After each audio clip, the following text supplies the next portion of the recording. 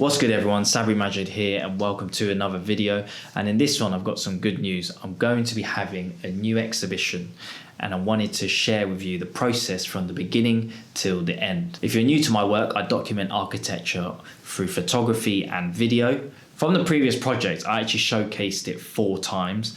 So hopefully I can take everything that I learned and experienced from those 4 shows and bring it into this 5th one so that it runs smoothly.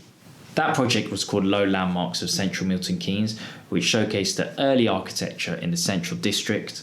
Milton Keynes itself is located in southeast Midlands, in between Birmingham and London, and it recently got city status in 2022.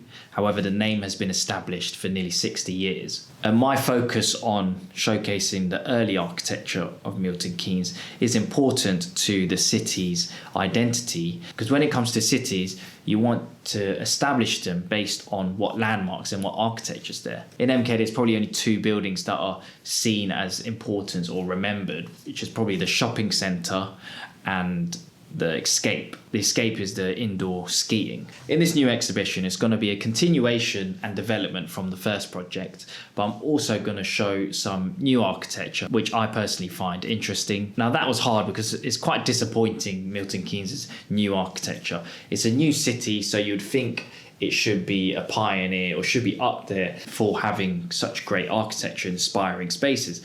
But it doesn't have too many of those. But I found a few, so hopefully the future's promising for the development of this city. Another thing that's going to be similar to the first exhibition is that this is going to be on a tight budget. I'm going to invest my own money and time into creating this show, which effectively promotes the city. But on a serious note, as an artist, you may struggle to find ideas to create a project. Sometimes the best thing to do is to strip things back, and in order to make things unique, you've got to base things on your foundations and what you know and where you're from. For me, I'm from Milton Keynes and I like to document architecture, so it made sense to document Milton Keynes. Unfortunately, there's not been someone who's captured the city and the architecture through a similar perspective as me that's actually from MK. If you would like to support me, please do subscribe to the channel and hit the thumbs up, like this video, and if I hit 100 likes, I will create a print store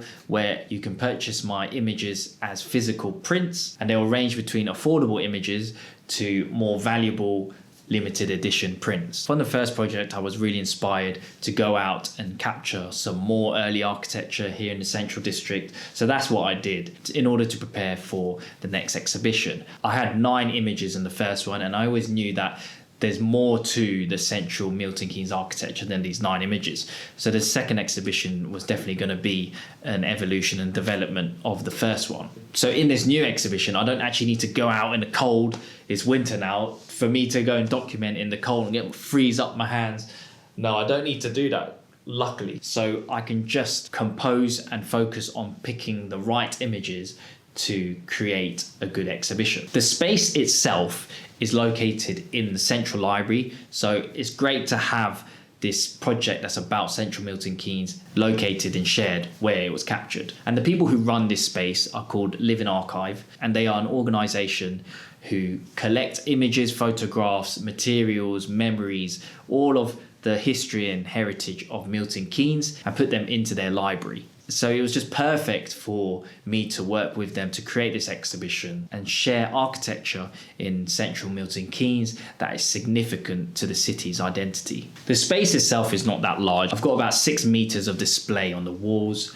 However, the good thing is that they have already these existing hanging displays that I can just slot my images in. The first challenge is that they are all portrait format at A1 size, which is not good for me because my photographs are generally going to be horizontal. And the reason for that is because the buildings featured are best complemented horizontally due to their low rise. If it was an exhibition about towers or skyscrapers, then a portrait format will probably be better because then you can express the verticals, you can express the heights of these towers or skyscrapers.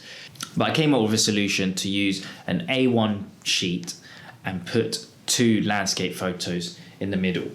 So I'm able to show 2 in one panel, which is great. There's 10 panels, so I'm not going to split all of them into 2 landscapes. I'll do a few large portraits just to give a little depth to the exhibition. And as well as that, there's a TV screen there. I think it's about 55 inches, so I can display my video as well. Again, another depth to the showcase. Challenge number 2 is that there's 2 boxes in the middle that can showcase objects. Now, I don't particularly have objects of Milton Keynes or any like models or anything, so I thought in one of them to show these t-shirts that I created, where I took details from the photos I captured in the first project and printed them onto t-shirts. There was a point where I actually wanted to sell these as merchandise, so if I get some good feedback in the exhibition, then maybe they can be available along with a print store. And in the second box, I think I'm going to show some small images of a city that I visited that's in the Netherlands called Almere.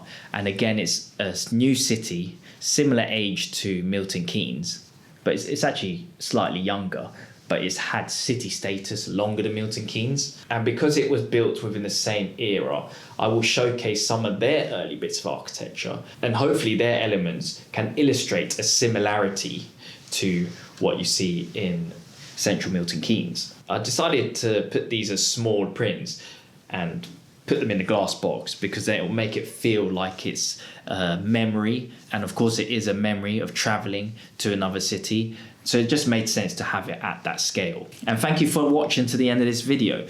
Make sure to follow this journey. This was just the initiation of the exhibition. I'm going to share other processes of me printing, going into the space, and really establishing how I want this to look. And that's it for now. Make sure to subscribe to the channel if you haven't already, and I'll see you in the next one.